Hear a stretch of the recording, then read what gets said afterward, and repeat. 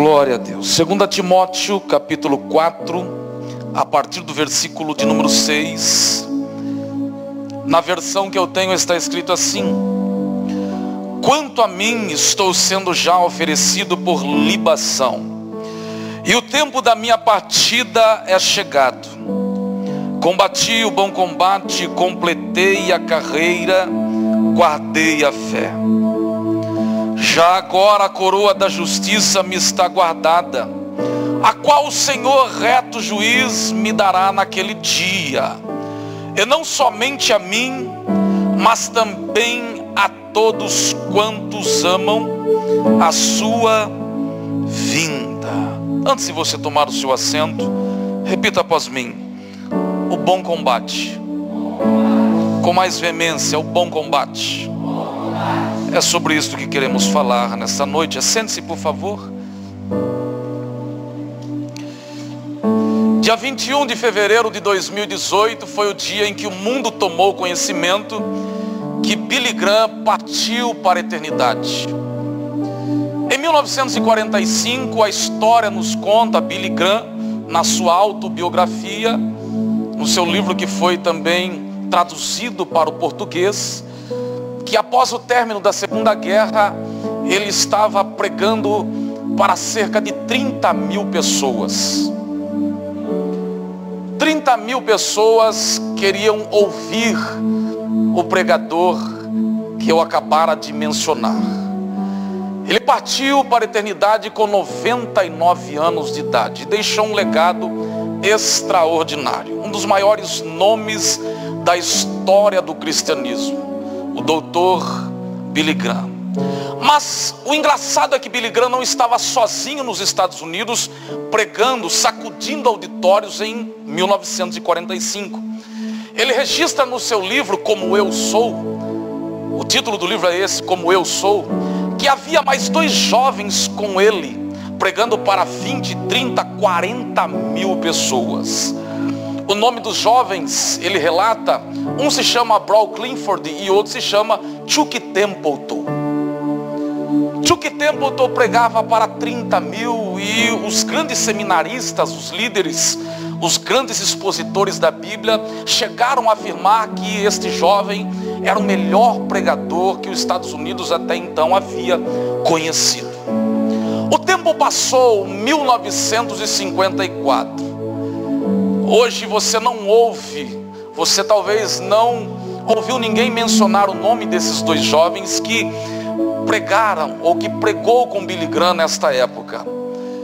E qual é o problema? Como é que nós justificamos isso?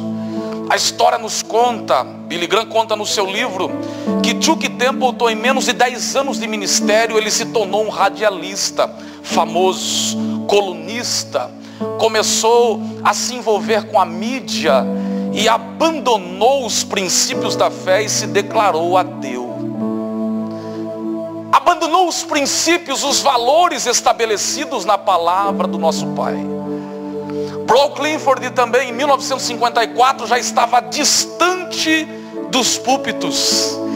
E Billy Graham vai dizer que este homem agora se enveredou pelo caminho do álcool, se tornara um escravo do álcool. Ele tinha 2 filhos, um com síndrome de Down, perdeu a sua família, abandonou a fé, e a história nos conta que Brooke Clifford teve que ser enterrado como indigente. Os pastores da cidade de Amarillo, no Texas, tiveram que fazer uma vaquinha para enterrá-lo como indigente. E Billy Graham avança, continua pregando e parte para a eternidade em fevereiro de 2018, deixando um legado extraordinário. Pregou em 185 países, para mais de 200 milhões de pessoas, e acredita-se que ele ganhou mais de 30 milhões de almas. Foi conselheiro de 12 presidentes dos Estados Unidos da América. Um homem que merece ter a sua vida imitada, as suas pegadas, a sua caminhada com Cristo. Ele deixou para nós este legado.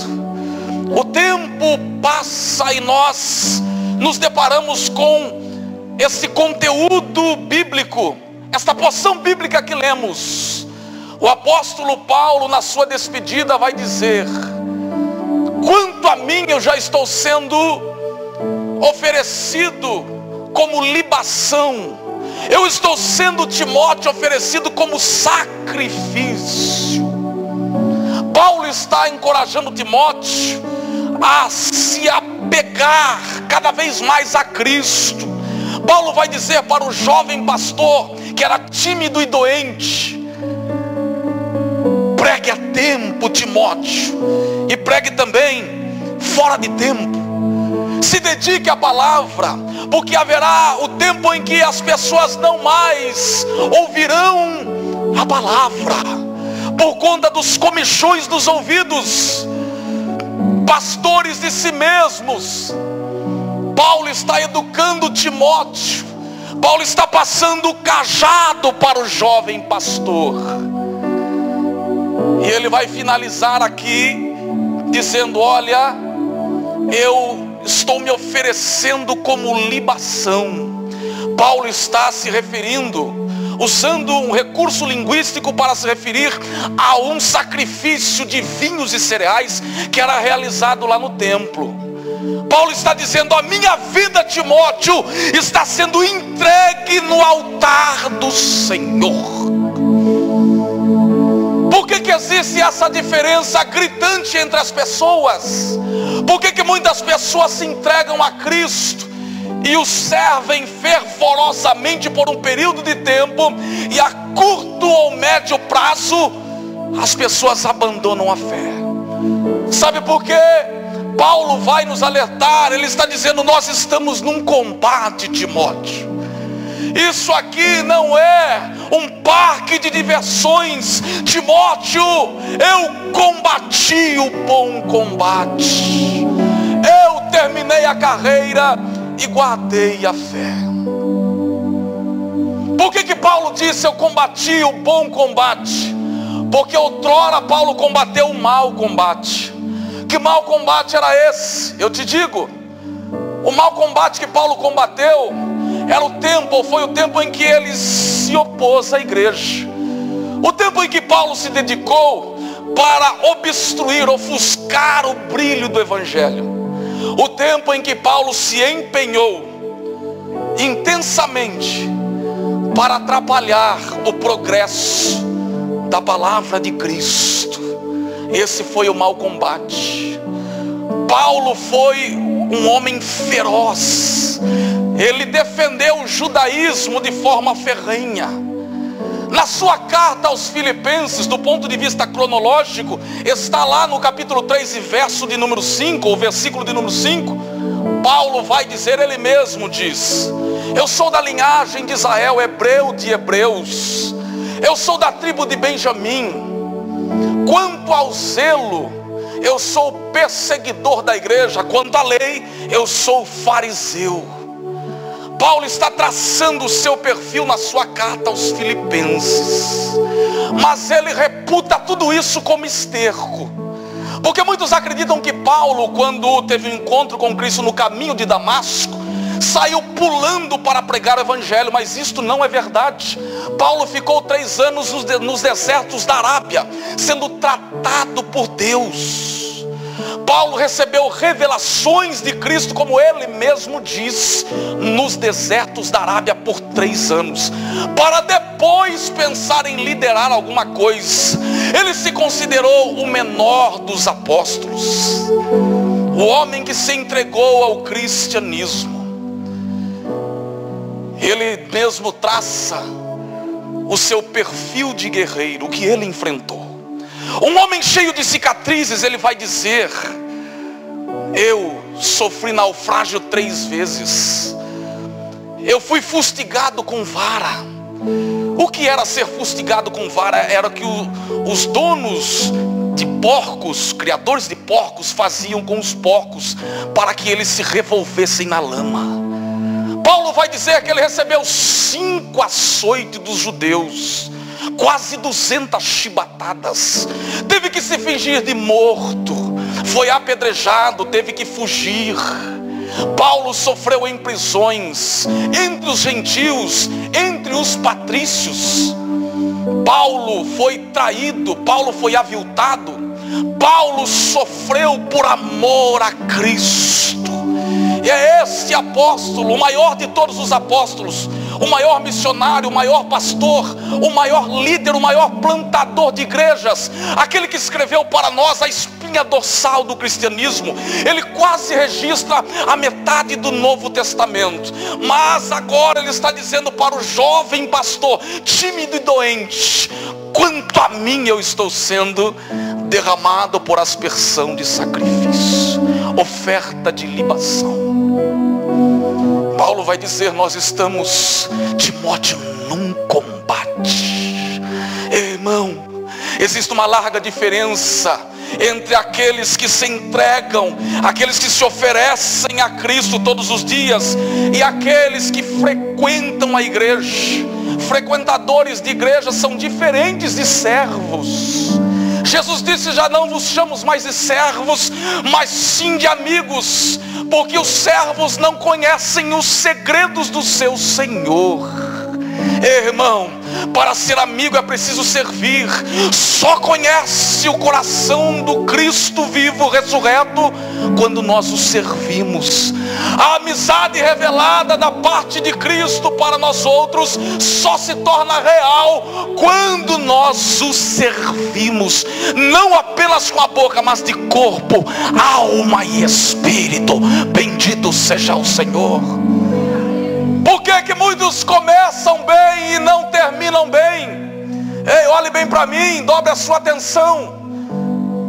O mais importante não é como você começou a sua jornada cristã. O mais relevante não é como você inicia a sua vida com Cristo. O que mais importa é como nós vamos encerrar a nossa trajetória.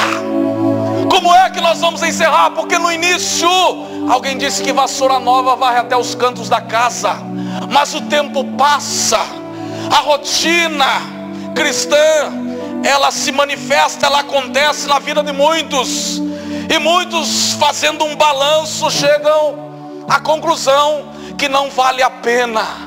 Muitos param ao longo da jornada com Cristo, mas a proposta não é essa. Eu gosto muito daqueles que dizem que a igreja é um hospital, romantizam. A igreja é um hospital, ela tem essa faceta, essa característica. Mas perceba que ninguém gosta de permanecer no hospital. Quando a ferida é tratada, quando a pessoa está bem ou recebe melhoras, ela vai embora. Isso aqui, sobretudo, é um quartel-general, aonde o Senhor prepara soldados valentes para combater o inferno aí fora. Ei, jamais se esqueça que você e eu, nós temos 3 inimigos. Quais? Quando você acordar e olhar no espelho da tua casa, antes de ir para o trabalho, quando você ver a sua face no espelho, lembre-se que você tem 3 inimigos. Que inimigos são esses? Eu vou te dizer. Primeiro, o sistema, o mundo, que quer te apartar de Cristo, que se empenha para isso. O sistema que jaz no maligno. O espírito do anticristo que atua há muito tempo nesse planeta. Segundo, você tem o diabo trabalhando incansavelmente. Você tem um sistema todo organizado, principados e potestades, e Satanás comandando tudo isso, para ver você beijando a lona, criando estratégias a todo tempo, para que você seja mais uma presa fácil. E terceiro, você tem a sua carne, que tem predisposição para fazer tudo aquilo que não agrada a Deus. Foi Paulo que disse isso, que nós estamos num combate. Existe uma guerra aqui dentro, o espírito militando contra a carne. Ele disse: o bem que eu quero fazer eu não faço, o mal que eu não quero fazer eu faço. Ei, irmão, isso aqui não é Disneylândia, não é Wet n Wild, isso aqui não é um playground, um passatempo, e nós não estamos aqui brincando de igrejinha, nós estamos num combate, e se você não se apegar a Cristo, o diabo vai rir da tua cara. O Senhor está contando na reta final da igreja sobre esta terra, com verdadeiros valentes, com homens e mulheres que se disponham a fazer a sua obra. Bendito seja o Senhor. Ei, Paulo vai dizer: eu combati o bom combate, eu terminei a carreira e guardei a fé. Faça uma rápida análise, traga a sua memória agora. Quantas pessoas começaram com você? Quantas pessoas já ocuparam os bancos dessa igreja e hoje estão distantes, se apartaram do aprisco, se distanciaram, por algum motivo abandonaram a casa paterna? Quantas pessoas começam com intensidade e chegam a dizer ao Senhor ou para o Senhor: eu estou aqui, me use. Mas quando o Senhor vai usar, já está distante. Irmão, em nome de Jesus, 2019 ainda não terminou. Nós estamos apenas na metade ou no meio do ano. Muitas coisas ainda o Senhor fará na minha vida e através da sua vida. Ei, levante as suas mãos, deixa eu profetizar para a tua vida. Nenhum espírito do inferno, nenhuma maldição, nenhuma perseguição, nenhuma palavra dita vai impedir de você continuar a sua caminhada. Há um Deus que vela pela sua palavra para fazê-la cumprir. Eu profetizo que você vai até o fim, para que o nome do Senhor seja glorificado. Venha o que vier, custe o que custar, o Senhor vai te amparar. E se você continuar dependendo da graça, da bondade e da misericórdia do Senhor, Ele vai continuar te sustentando. O sucesso é garantido, o triunfo é garantido, porque Cristo está na frente de todo o combate. Bendito seja o Senhor. Aleluia. Glória seja dada a Ele. Bendito seja. Paulo vai avançar e vai dizer: eu guardei a fé, eu terminei a carreira e eu guardei a fé. Olhe para mim, não existe nada nessa terra mais precioso, que seja mais valioso do que a fé que você carrega no seu coração. E quando Paulo fala: eu terminei a carreira e guardei a fé, olhe para mim aqui, dobre a sua atenção. Paulo não está falando de uma fé natural. Paulo não está falando de uma fé que faz crer ou que faz acreditar que daqui a pouco você vai estar na sua casa. Não, a fé que Paulo se refere aqui é uma fé que traz o invisível para o mundo visível. É uma fé que faz com que o crente se aproprie daquilo que os seus olhos não estão vendo. Paulo está falando de uma fé que move, uma fé que promove, uma fé que desperta, uma fé que leva adiante, uma fé que nos impulsiona para além das nossas possibilidades. É dessa fé que nós necessitamos. Nós sabemos que temos uma fé, porque Judas diz que nós devemos batalhar pela fé que um dia nos foi dada.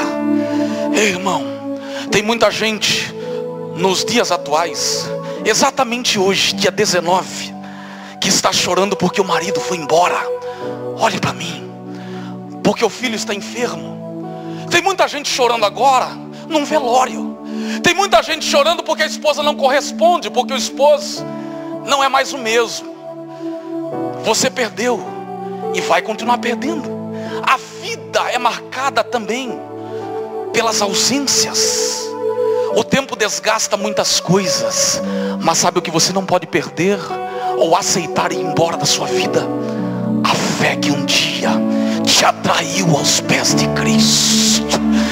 Irmão, Paulo disse: olha, eu terminei a carreira, mas eu guardei a fé.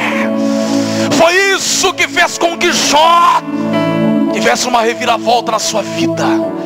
Perdeu tudo, o chão foi embora, mas a fé estava impressa na alma de Jó. E isso promoveu uma reviravolta na sua existência. E o nome do Senhor foi glorificado. Irmão, fulano pode ir embora, Beltrano pode se ausentar, as pessoas mais importantes um dia podem nos faltar, mas se faltar fé, você perdeu tudo. E se não faltar fé, você não perdeu nada, porque a fé alavanca a igreja. O que faz com que a igreja caminhe, o que faz com que a igreja continue triunfando, o que faz com que a igreja continue avançando não é outra coisa senão a fé nutrida quando colocamos a cara no pó, quando nos dobramos diante do Senhor. Esta fé que precisamos começa a encher o nosso íntimo e nos leva além daquilo que a vida estabelece. Não pode, em hipótese nenhuma, faltar a fé na tua vida, a fé que traz o mundo espiritual aqui dentro, faz com que as coisas aconteçam, para que o nome do Cristo ressurreto seja glorificado. Bendito e louvado seja o Senhor. Aleluia.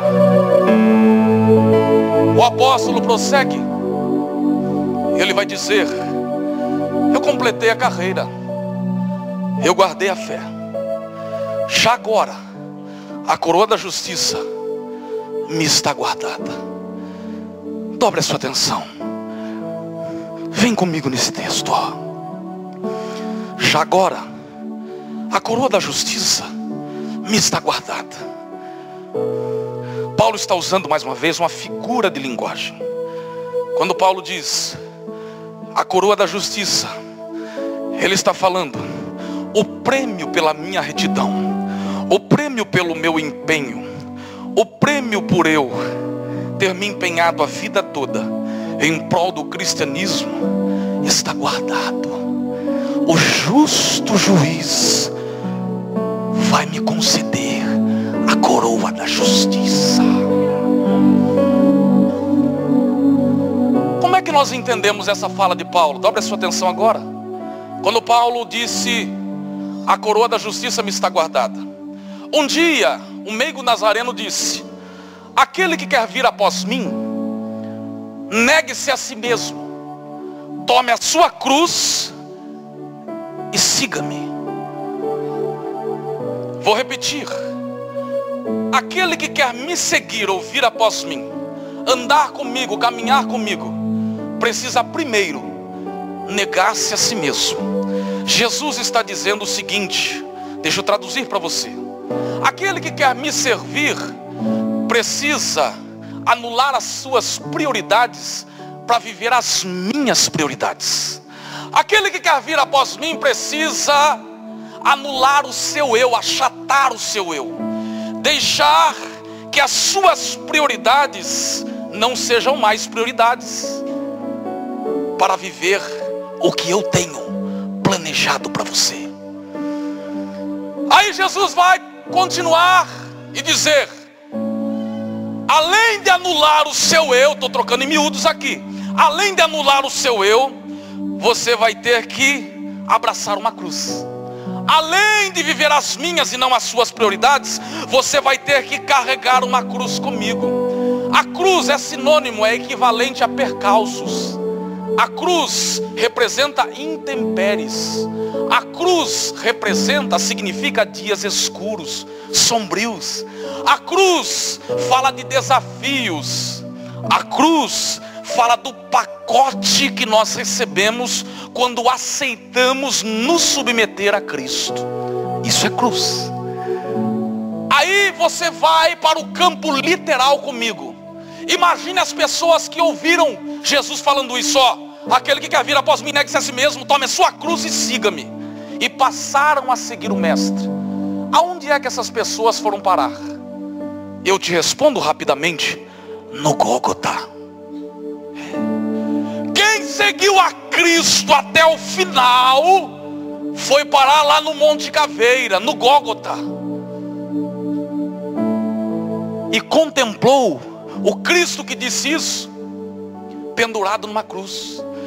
Recebe uma cruz para caminhar comigo, e você vai me ver pendurado na mesma. A fala de Cristo não é superficial. Vou repetir para você. Quem aceitou o desafio de seguir a Cristo naqueles dias, literalmente falando, teve que carregar uma cruz e ver depois o mestre que fez o mesmo convite ser pendurado na mesma. Irmão, quem é que te prometeu que servir a Cristo é chocolate? Quem é que te disse isso? Se alguém te disse que a vida cristã é marcada por delícias, esse alguém faltou com a verdade. Se alguém te disse que a vida cristã é marcada por desafios, esse alguém também faltou com a verdade. Sabe qual é o nosso problema? O meu, o seu, o nosso, é que nós queremos inverter a culinária já estabelecida pelo nosso Deus. Qual é a culinária que Ele estabeleceu? Primeiro é gafanhoto, depois mel silvestre. Tem gente querendo mel silvestre, pastor Paulinho, e depois o gafanhoto. Aí não dá certo. Supletivo é só ir fora. Atalhos é só ir fora. O cidadão abandonou a escola, quer concluir o ensino fundamental, médio, ele vai lá e faz um provão. E ele resolve isso em pouquíssimo tempo. Mas aqui no mundo de Deus, aqui no mundo espiritual, no tempo e no modo que Ele estabeleceu, não existe supletivos. É do jeito que Ele fez, funciona do jeito que Ele quer. Primeiro é o gafanhoto e depois o mel silvestre. A pedagogia divina não mudou. Nós temos uma cruz, carregamos essa cruz. Mas sabe qual é a boa notícia? Sabe qual é a boa notícia? Se prepare, escute, dobre a sua atenção agora, olha no meu rostinho. Sabe qual é a excelente notícia? É que quem segue a Cristo, quem aceita esse desafio de vida cristã, um dia terá a cruz substituída. Como assim, pastor? Me diga, eu vou te dizer. Aqueles que carregam uma cruz, que aceitaram, se submeteram ao cristianismo, um dia vão fazer uma troca. Que troca?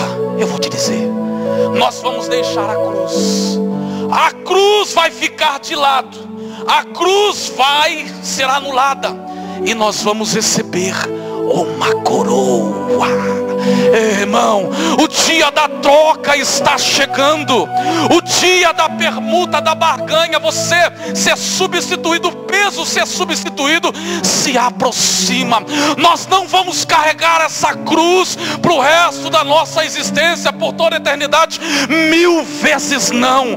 Existe já marcado no calendário de Deus o dia da troca. Nós vamos deixar o fardo, o peso, a cruz, e vamos receber uma coroa, a coroa da justiça, daquele que morreu no madeiro, daquele que se entregou e disse que foi preparar lugar. O reto juiz, o justo juiz está voltando. A qualquer momento a trombeta será tocada e nós vamos deixar esse mundo tenebroso e subiremos, como disse Paulo, ao encontro do Senhor dos ares, e estaremos para sempre com o Senhor. Bendito e louvado seja o nosso Deus. O dia da troca está chegando, o dia em que vamos deixar para trás toda dor, todo trauma, todas as mazelas se aproxima, e o nome dele será magnificado. Bendito seja o nosso Deus. Paulo vai prosseguir. Ele vai dizer: a coroa da justiça me está guardada. O reto juiz me dará naquele dia, mas não somente a mim, mas a todos quantos aguardam, desejam, anseiam a volta do Senhor. Se desejamos o noivo, se amamos o noivo, por que não falamos mais da volta do mesmo. Se amamos o noivo, se amamos o Cristo, o noivo da igreja, por que nós não anunciamos o seu regresso? Essa é a pergunta que não quer calar. Por que não anunciamos a volta de Cristo? Qual é o próximo evento aguardado pela igreja? Olhe bem para mim. Existe um evento que vai sacudir este planeta, que vai mexer com as bases, com a estrutura do planeta Terra. E este evento é o rapto, o arrebatamento da igreja. Irmão, sabe aquele momento que ninguém viu? Sabe quando você colocou a cara no pó lá na tua casa? Não tinha ninguém. Irmã, sabe quando você chorou lá no cantinho? Porque as coisas não estavam acontecendo da maneira que você esperou, e você chorou. Tudo isso está sendo contabilizado. Existe um contador por excelência, que não precisa de calculador e relógio. Existe um exímio contador, que se chama Jesus Cristo. Sabe quando o homem chora sozinho? Sabe quando alguém se rende a Cristo quando ninguém está vendo? O Senhor está. Sabe quando você diz para Ele: eu não suporto mais? Sabe quando você diz: a cruz está pesada? Tudo isso está sendo contabilizado, e o nome do Senhor será glorificado. Pastor, me diga o que falta para o arrebatamento da igreja. Eu te digo: absolutamente nada. A qualquer momento a igreja será tomada. O que é que vai acontecer no arrebatamento da igreja? Eu te digo: as lutas vão se findar, tudo vai ficar para trás. Nós vamos receber do Senhor um novo nome, um corpo incorruptível, revestido de incorruptibilidade e imortalidade. Esta embalagem aqui, ó, sujeita ao câncer, aos males, às mazelas, às enfermidades, será revestida de imortalidade e incorruptibilidade. Por isso eu quero te reafirmar aqui: vale a pena você sair da tua casa. Sabe quando você toma um banho meia boca? Sabe quando você come correndo para estar aqui? Eu te digo, não é em vão. Sabe quando você se empenha, se esforça, usa o seu melhor perfume, a sua melhor roupa para estar aqui, levantando as suas mãos para dizer: Senhor, Tu és o motivo da minha canção. Eu existo, eu respiro por Tua causa. Já disse o poeta: pois nele vivemos e nos movemos e existimos. Irmão, está sendo computado. Os traumas vão ficar para trás. Síndrome do pânico, pastor, não existirá. Depressão também não existirá. Já foi contabilizado mais de 100 tipos de câncer. Os males estão espalhados pelo nosso planeta. O pecado avança. O pecado toma conta do planeta Terra. E aí eu te digo: o que é que vai acontecer depois que a igreja será arrebatada? Meu irmão, o mundo vai ficar de perna para o ar. Mas eu creio que nós vamos estar com Cristo. Nós vamos deixar este mundo pesado, tenebroso, e vamos subir ao encontro do príncipe da paz, e estaremos para sempre com Ele. Bendito e louvado seja o nosso Senhor. Ei, se é para aplaudir, aplauda mais forte, irmão. Nós vamos embora desse planeta.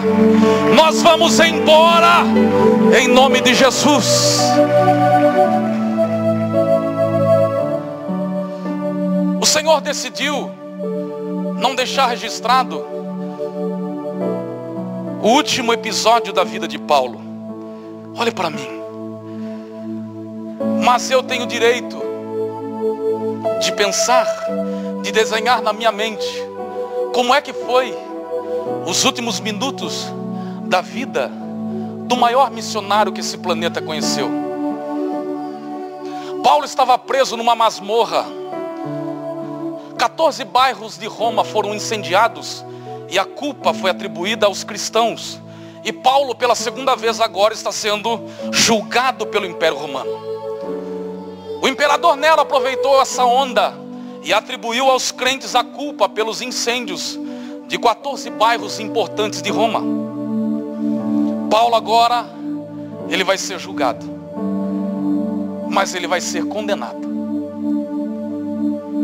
Ele está numa masmorra fétida, fria, baixa temperatura. É um lugar que você não queria nem passar perto. O guarda pretoriano está observando cada passo do apóstolo. Paulo, com aproximadamente, acredita-se que ele tinha 62 anos de idade. Eu imagino que o guarda recebe uma ordem. Sobre a sua mesa cai um pedaço de couro. Vem comigo aqui, ó. E o nome que está sobre este couro, gravado nesse pedaço de couro: Paulo tem que morrer. A sentença, a morte de Paulo. O guarda carcereiro, ele agora vai percorrer um corredor escuro, toma um molho de chaves na mão. Na outra mão está uma tocha. Ele está indo cumprir agora a sua obrigação.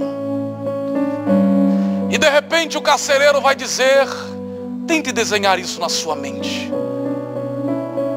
Paulo. E Paulo vai responder: eu estou aqui. Paulo vai até o carcereiro. O carcereiro abre aquela porta pesada de ferro. E ele vai dizer: o seu dia chegou. Paulo sai, acompanha o carcereiro, o seu algoz. E segundo a história, ele vai até a Via Óstia de Roma. E chegando no lugar do seu martírio, o carcereiro vai perguntar para ele: você quer falar alguma coisa? Penso eu que Paulo não titubeou e disse: eu quero. E quando o seu algoz pensa que Paulo vai reclamar da sua vida, da sua jornada, das suas cicatrizes, incontáveis cicatrizes, pensa que Paulo vai murmurar, Paulo levanta suas mãos para o céu, penso eu, e diz: porque dele, por ele e para ele são todas as coisas. A ele seja dada a glória pelos séculos dos séculos. É esse apóstolo que agora vai ter que se inclinar, e o seu algoz vai ter que golpeá-lo com a espada. A cabeça é separada do corpo. O maior plantador de igrejas agora tombou no campo de batalha. E foi ele quem disse: sede meus imitadores, como eu sou de